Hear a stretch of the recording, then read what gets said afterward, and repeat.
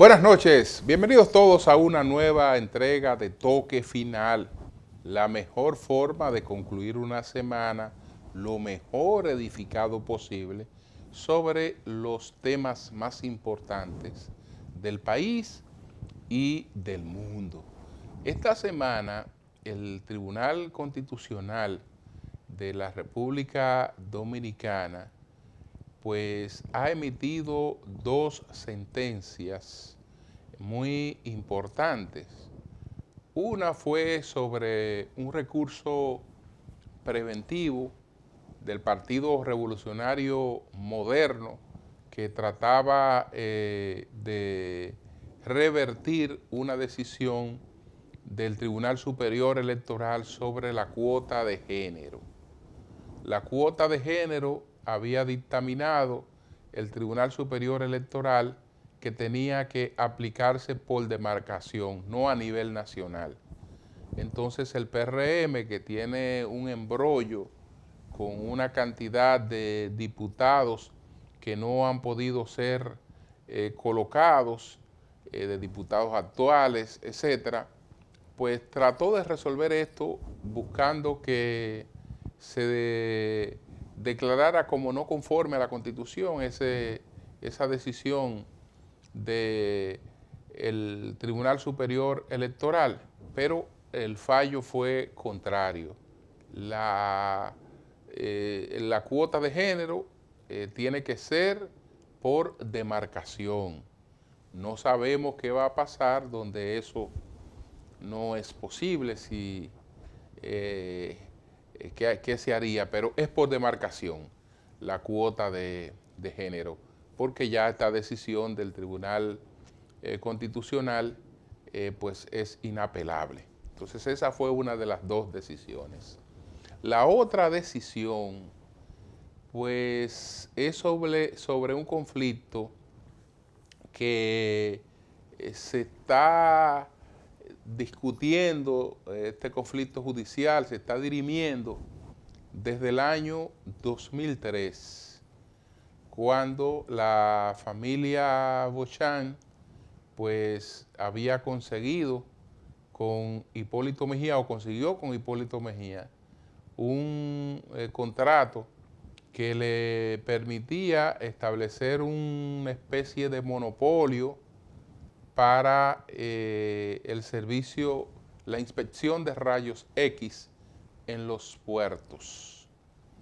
Este contrato se consiguió en el año 2003, luego fue ratificado por el doctor Leonel Fernández, pero aunque había sido otorgado por dos presidentes, el que lo otorgó primero y el que lo ratificó después, el director de aduanas, Miguel Coco, consideró que ese contrato no era conforme a la Constitución. Y desde entonces lo está objetando porque establecía un monopolio. Y la verdad era que este contrato, en principio, en su planteamiento, era sumamente perjudicial para el Estado Dominicano, porque había un beneficio de unos 27 millones de dólares, digamos, que generaba este contrato mensuales. Entonces, esto nunca se ha podido, digamos, ejecutar porque siempre mantuvo una objeción de ese director de aduanas, Miguel Coco, que lamentablemente falleció a causa de un cáncer. Lo sustituyó Camilo, como Rafael Camilo, como director de aduanas. También continuó la litis. La litis la siguió Fernando Fernández también y Enrique Martínez. Ahora el Tribunal Constitucional acaba de establecer que ese contrato era inconstitucional. Así lo pensaban todas las asociaciones empresariales de la República Dominicana que también estaban actuando en este recurso contra este contrato. Entonces, ahora tengo entendido que pudiera ir a un arbitraje internacional, pero ya con esta situación en el Tribunal Constitucional será difícil que se pueda tratar de aplicar este contrato. Este fue el famoso contrato que también vinculó al doctor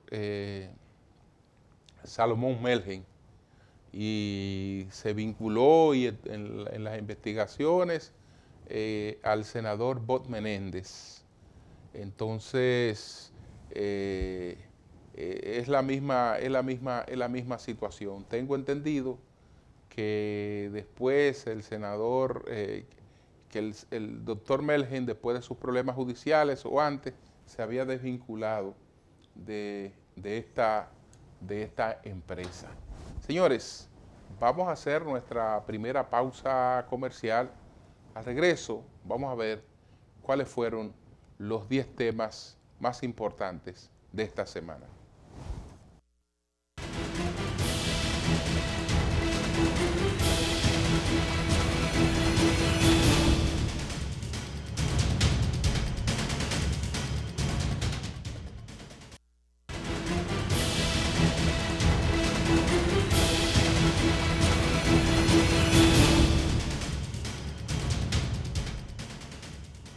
Bueno, señores, hay una realidad con relación a la pandemia del coronavirus, y es que si bien es cierto que hemos mantenido una tasa baja de letalidad, que en el caso nuestro se ha mantenido por debajo del 3%, la tasa de letalidad por debajo del 4%, pero los contagios han estado en crecimiento, Por eso, este fin de semana, pues se ha producido un cerco epidemiológico, es decir, una intervención especial en el Gran Santo Domingo, en la provincia de Monteplata y en la provincia de La Romana, entre otras provincias. Con eso se trata de buscar de manera más activa los casos y de ver cuál es la situación que puede estarse dando en estos lugares, que es donde más se ha estado expandiendo el contagio pese a la cuarentena. Lo que sí ocurre es que muchos de estos casos son asintomáticos, porque aparentemente, y de esto habló esta semana un experto italiano, aparentemente el coronavirus pues ha bajado bastante su agresividad, el virus ha bajado bastante su agresividad. Los nuevos pacientes no son similares a los pacientes que en principio pues presentaban muchas complicaciones y gravedades. Ahora es cada vez menos el porcentaje de pacientes que requieren de hospitalización, que se agravan, pero indiscutiblemente que los casos todavía estamos en una curva que no logra aplanarse, y no es un caso exclusivo de la República Dominicana. Por razones políticas, pues ya sabemos que aunque el Senado aprobó por 25 días la extensión de el plazo para la emergencia, pues los diputados de la oposición se trancaron en que solo sería por 10 días. De todas maneras, esto vamos a ver qué pasa, porque habrá que ver qué pasa después de los 10 días, a ver si es verdad que aún no se necesita mantener una situación de emergencia para evitar esta gran cantidad de contagios. Pero bueno, vamos a ver cuáles fueron en nuestro país los 10 temas más importantes de esta semana. Adelante.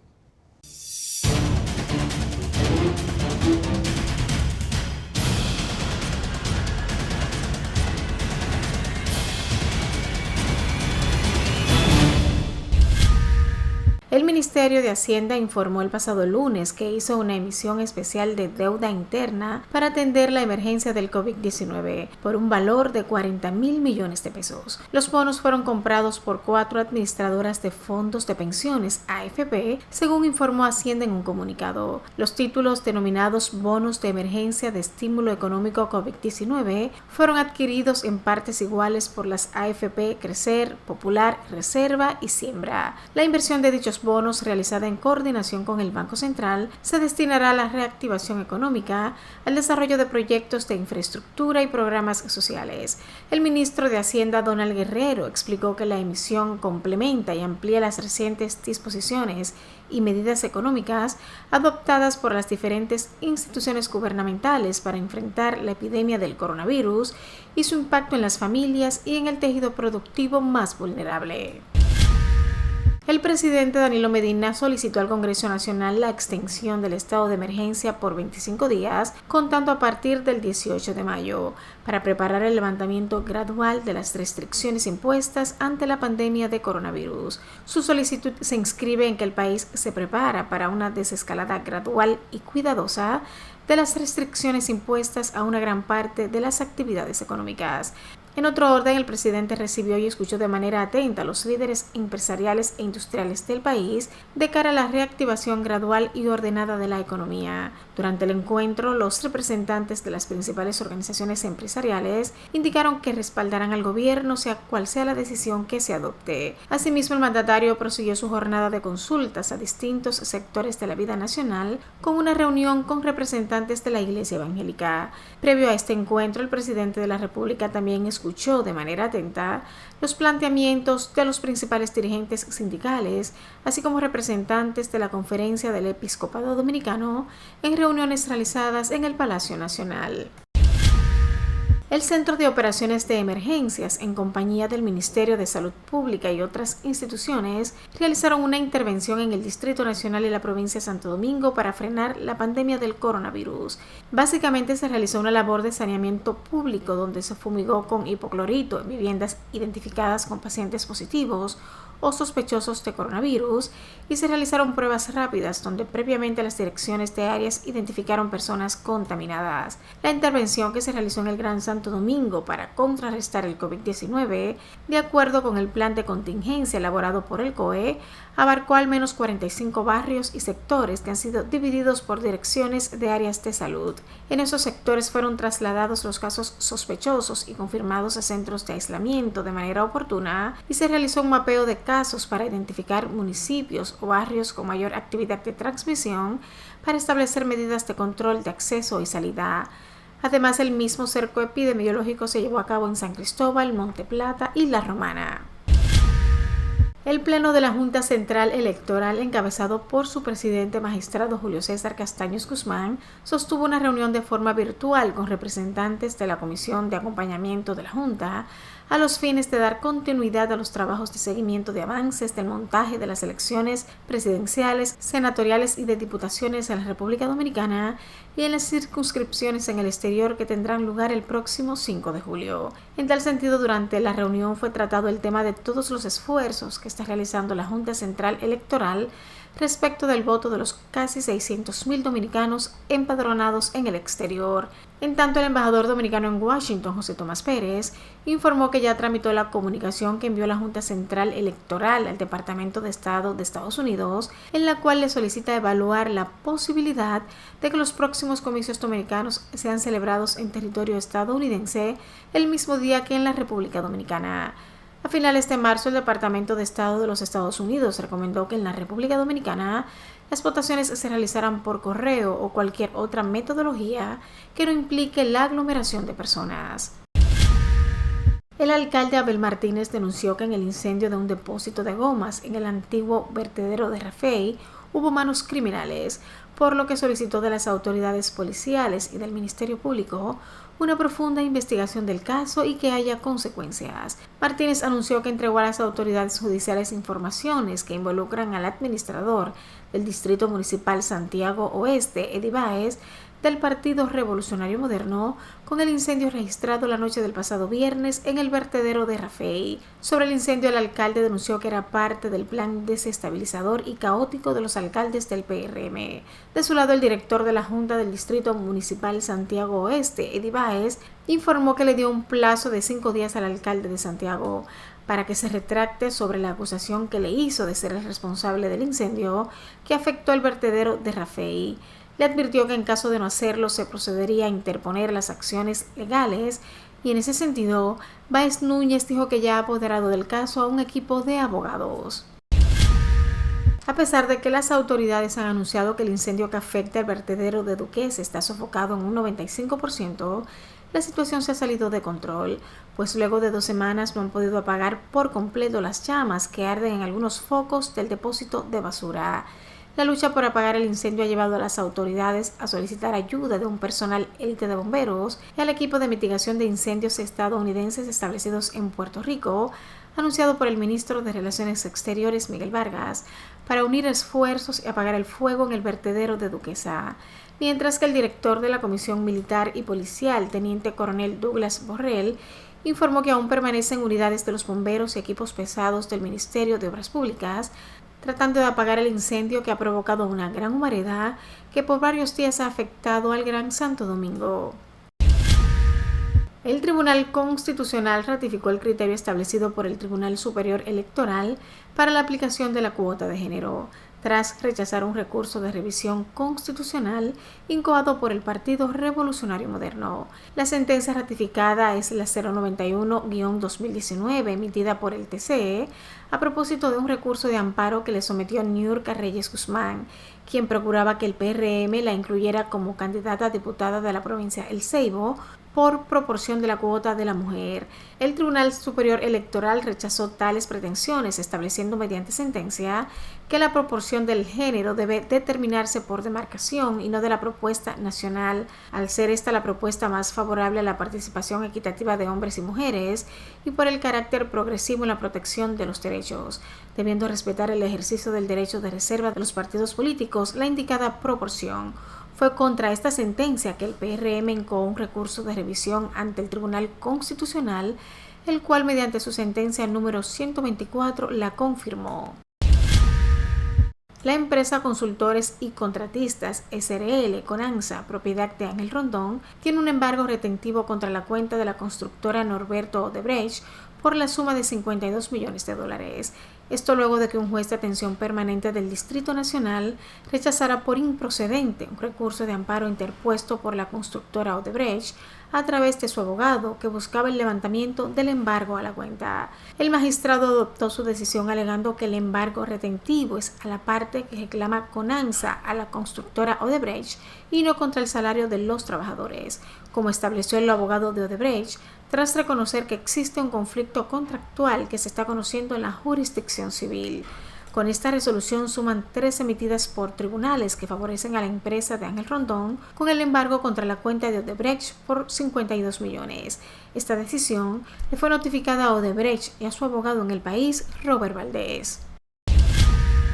El ex beisbolista de las Grandes Ligas, David Ortiz, ha apoderado la firma de abogados Pellerano y Herrera para que en su nombre y representación proceda a someter a la justicia penal al señor Adrián Salcedo Rosario, nombre real de Cristian Casablanca, por violación en su perjuicio del artículo 367 del Código Penal Dominicano, que tipifica el ilícito de difamación. En virtud del mismo apoderamiento, Pellerano y Herrera deberá perseguir la justa indemnización de los daños y perjuicios causados a la persona de Ortiz y su familia por la imputación investigación por parte de Casablanca de supuestos hechos que atacan su honor y su consideración. Hace unos días, Cristian Casablanca arremetió contra el ex pelotero Hanley Ramírez y señaló que el Big Papi no tiene personalidad y le criticó que después de juntarse con dos presidentes de los Estados Unidos haya acudido a un centro de diversiones en la avenida Venezuela, así como otros comentarios despreciativos. Los comentarios del numerólogo responden a una transmisión en vivo que hiciera recientemente el Big Papi junto a Hanley Ramírez, en la que clasificaba a algunas personas por su riqueza. Finalmente, un grupo de abogados de toda España han presentado una querella ante el Tribunal Supremo en representación de más de 3.000 familiares de fallecidos con el nuevo coronavirus en contra del presidente del gobierno Pedro Sánchez y los 22 vicepresidentes y ministros del Ejecutivo por un posible delito de homicidio imprudente en la gestión de la pandemia. 11 abogados que representan a 116 familias que han perdido allegados a causa del coronavirus han interpuesto la querella con un número no determinado aún de delitos de homicidio por imprudencia grave, aunque los firmantes han advertido que se podría ampliar para incluir la prevaricación y la omisión de socorro, así como para acusar a otros responsables de la gestión de la crisis sanitaria, como el director del Centro de Coordinación de Alertas Sanitarias, Fernando Simón, y otros asesores técnicos del Ministerio de Sanidad. Entre otras cuestiones, en el texto de la misma se denuncia la irresponsable y negligente inacción y actuación tardía y nefasta por parte de los 23 miembros del gobierno en la gestión y evolución de la pandemia por el nuevo coronavirus.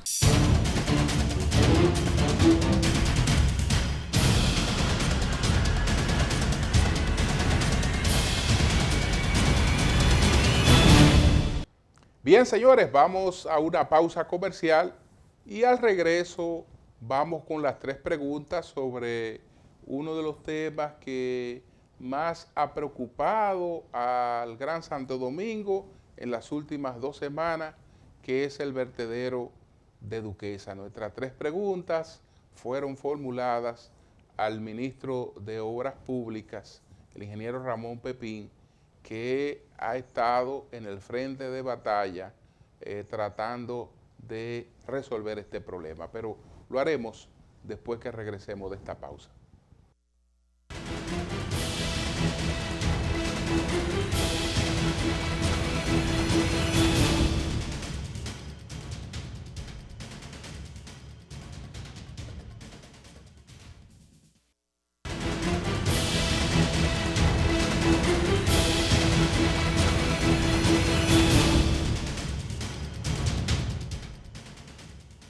Bueno, señores, desde que se produjo el incendio, se ha estado combatiendo usando todos los recursos posibles.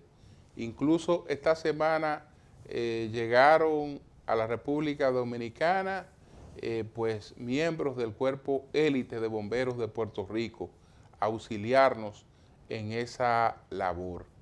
Las preguntas, nuestras 3 preguntas de esta semana, pues versan sobre este tema para poderle explicar al país qué fue lo que ocurrió, qué se ha hecho y si hay la posibilidad de que lo que ocurrió se evite en el futuro. El ingeniero Ramón Pepín, ministro de Obras Públicas, que ha encabezado pues todo el proceso para resolver la situación de Duquesa junto al alcalde de Santo Domingo Norte, pues Carlos Guzmán. Adelante con las 3 preguntas al ingeniero Ramón Pepín.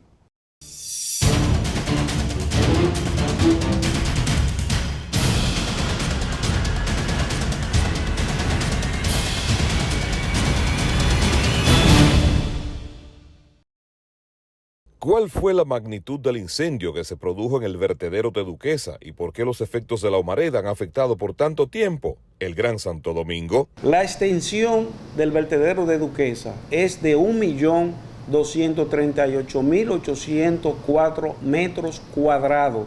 Para que se tenga una idea de qué tan grande es Duquesa. Duquesa es más grande que el ensanche Naco y Piantini juntos, esos 2 sectores. Prácticamente el incendio arropó más del 60% de Duquesa. En ese sentido, el Ministerio de Obras Públicas se trazó de manera inmediata dos objetivos fundamentales. El primero, evitar que ese fuego se propagara más allá de los límites de Duquesa. ¿Por qué?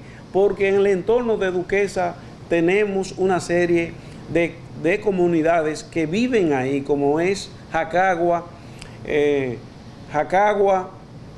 Casabe, Ciudad Modelo, y si ese fuego se hubiese propagado, hubiese llegado inclusive hasta el aeropuerto de Ligüero.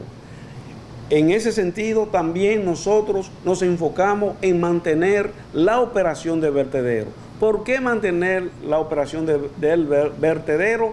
Porque teníamos que evitar una crisis sanitaria ambiental de grandes proporciones, porque en Duquesa vierten los ayuntamientos del Gran Santo Domingo una cantidad de desechos sólidos impresionante. Ahí se vierten todos los días 5.000 toneladas de desechos sólidos. Imagínense si el vertedero hubiese salido de operación 1 o 2 días más. ¿Qué tipo de soluciones se han aplicado para contener el incendio? Y si ellas garantizan que no se vuelva a producir una situación similar, ¿en qué tiempo desaparecerá la humareda? Ya una vez cumplido con los dos objetivos que nos trazamos, el de contener el incendio en los límites de Duquesa y de mantener la operación del vertedero, nosotros pasamos ya a una gran obra de ingeniería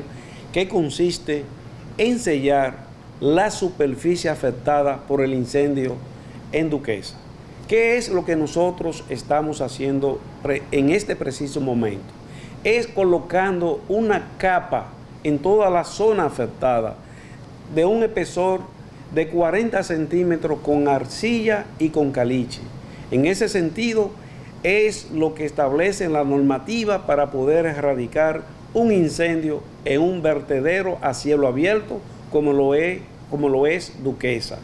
Con esa capa de arcilla que nosotros vamos sellando la superficie, vamos disminuyendo lo que es la humareda que afecta al Gran Santo Domingo. En este momento nosotros ya hemos logrado sellar una gran parte de la zona afectada y esa humareda va a ir reduciendo a medida que los trabajos sigan avanzando. Nosotros entendemos que si las condiciones atmosféricas nos lo permiten, ya para los próximos días vamos a reducir al mínimo ese malestar que afecta al Gran Santo Domingo, por lo cual nosotros seguiremos trabajando día y noche para erradicar por completo la humareda. Y sobre la solución real que cambia ese depósito de desechos a cielo abierto, ¿a partir de cuándo se inicia y en qué tiempo habría una realidad distinta? Interesante pregunta, Julio. El presidente Danilo Medina Sánchez, a principio de este año, emitió el decreto 2120 con 3 objetivos fundamentales con relación a Duquesa. Primer objetivo fundamental de ese decreto es mitigar la crisis sanitaria ambiental en Duquesa y en su entorno. El segundo objetivo de ese decreto es coordinar lo que sería el cierre técnico de Duquesa. Y el tercer objetivo tiene que ver con la ubicación de un nuevo vertedero para solucionar la basura al Gran Santo Domingo. Ahora, con los trabajos que nosotros estamos ejecutando, que estamos pasando a Duquesa de un vertedero a un relleno sanitario, con este trabajo, con esta crisis que se presentó en ese vertedero, nosotros lo vamos a convertir en un relleno sanitario y le vamos a prolongar la vida útil al vertedero de Duquesa por un periodo de 7 u 8 años. Y eso nos va a permitir a nosotros localizar la ubicación del futuro relleno sanitario para resolver de una manera definitiva lo que es el problema de los desechos sólidos al Gran Santo Domingo. Finalmente, Julio, permíteme la oportunidad para yo felicitar a las instituciones del Estado que tienen más de 3 semanas trabajando prácticamente 24 horas para erradicar este incendio. De igual manera, felicitar a ese equipo de hombres y mujeres que días y noches han trabajado para erradicar este incendio. Y finalmente, nosotros quisiéramos decirle que las instituciones del Estado estaremos trabajando colaborando con los ayuntamientos hasta que podamos erradicar esta situación.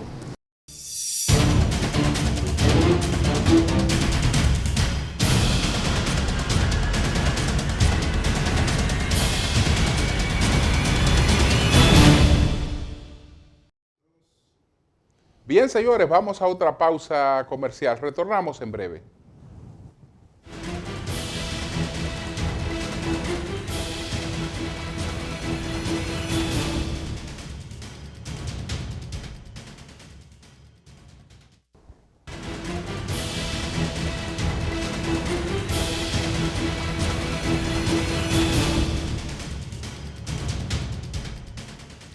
Insisto en que el tema de la posibilidad de que los dominicanos puedan ejercer su derecho al voto en el exterior, hay que encararlo con seriedad y sin demagogia. La Junta Central Electoral esta semana ha encaminado algunas gestiones por la situación en Estados Unidos. Y me imagino que pudiera ser lo propio para el caso de Europa. El tema es que nosotros estamos a 50 y tantos días de la celebración de unas elecciones presidenciales y congresuales.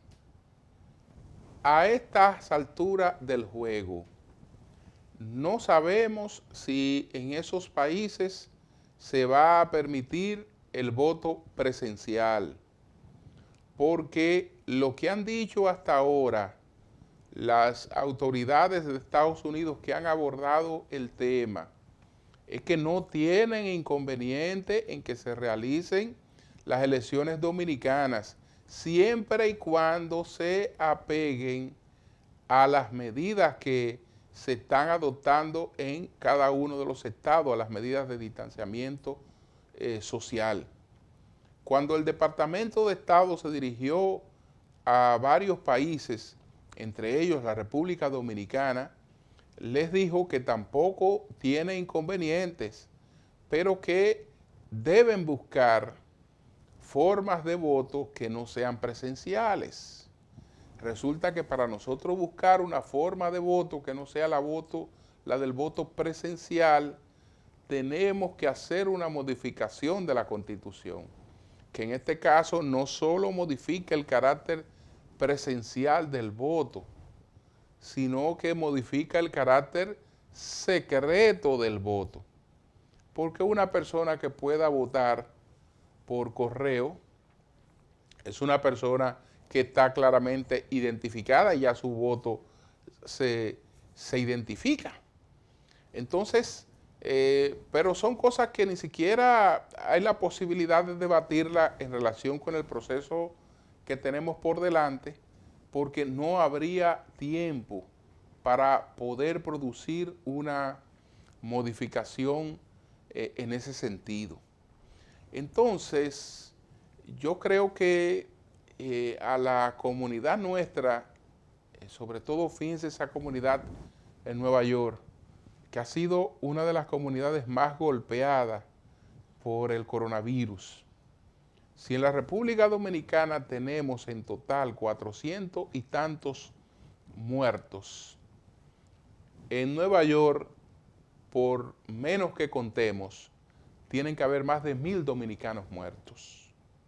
Más de 1.000 dominicanos que han fallecido, que no han podido ser ni siquiera despedidos por sus familiares. La pandemia ha golpeado, digamos, de manera implacable por las propias condiciones de vida de los hispanos en Nueva York, entre las que estamos los dominicanos, que por el cada vez mayor encarecimiento del precio de las viviendas, los dominicanos y los hispanos viven de manera con mayor hacinamiento. Para mantenerse viviendo en los principales condados, la gente ha tenido que reunificarse, vivir prácticamente uno encima de otro. Entonces eso es lo que ha producido este grave daño. Encima de eso, no es verdad que se va a permitir unas elecciones presenciales en Nueva York porque nosotros lo deseemos, pero supongámonos que no haya inconveniente para eso. ¿Dónde está la primera persona que ha sido preparada para esas elecciones? ¿Dónde están las comitivas que han ido a preparar esas elecciones y a preparar ese personal? ¿Quién puede viajar en estos momentos a Estados Unidos o a Europa para montar unas elecciones? ¿Quién puede hacerlo? ¿Dónde se van a alojar? ¿En qué aviones van a viajar?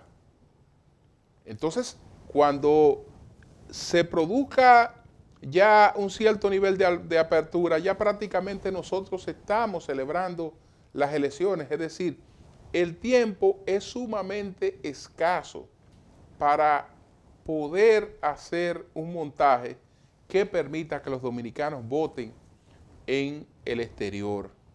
Y esto hay que manejarlo sin demagogia, porque peor es que nosotros establezcamos esa posibilidad y después el día de la votación haya que anularla, después que la gente esté de mojiganga, haciendo fila, después que se arme un tollo, porque no hay la posibilidad de organizar las cosas bien. Cuando no hay la posibilidad de organizar las cosas bien, viene el tollo.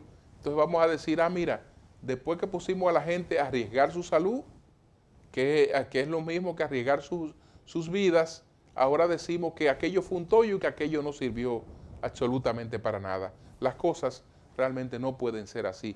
Ese es un tema que la Junta tiene que encararlo con tiempo y es a la Junta que le toca establecer una posición clara con ese tema con tiempo y con firmeza, con seriedad, para que no se permita que se esté jugando, que se esté haciendo demagogia, que se esté haciendo campaña, como la que está haciendo lamentablemente Adriano Espaillat en un momento en el que está buscando su reelección, que la merece, pues ha tomado como uno de los temas de campaña y ahí se está vanagloriando de que él supuestamente ya consiguió que los dominicanos pudieran votar en el exterior porque tiene una opinión que ofreció uno de los consejeros del alcalde, etcétera, etcétera, cuando eso en verdad no se ha conseguido. Entonces, no se debe jugar con este tipo de cosas. Hacemos una pausa, retornamos en breve.